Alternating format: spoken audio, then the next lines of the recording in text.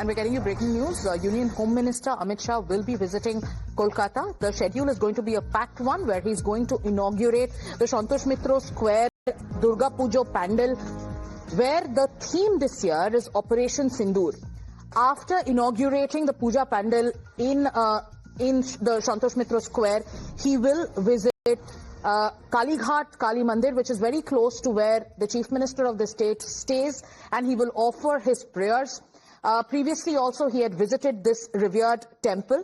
Then he will head to the EZCC Durga Puja Pandal for another inauguration. So the Home Minister is in Kolkata, where he will be inaugurating Durga Puja Pandals today. Remember, over the last few days, Kolkata has been reeling under a rain situation with many pandals being affected. Today, the focus is going to be on the Home Minister's visit. Let me go across to Ridhita, who's joining us. Ridhita, give us a lowdown of what the Home Minister's visit is going to look like all through the day today.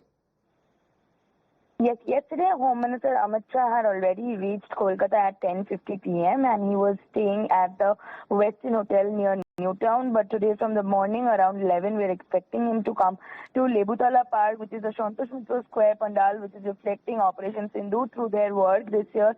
And he's going to inaugurate that puja, after which he is going to go to Kali Ghat temple, where he is going to offer his prayers to Mata Kali and seek for her blessings at this auspicious time of Durga Puja.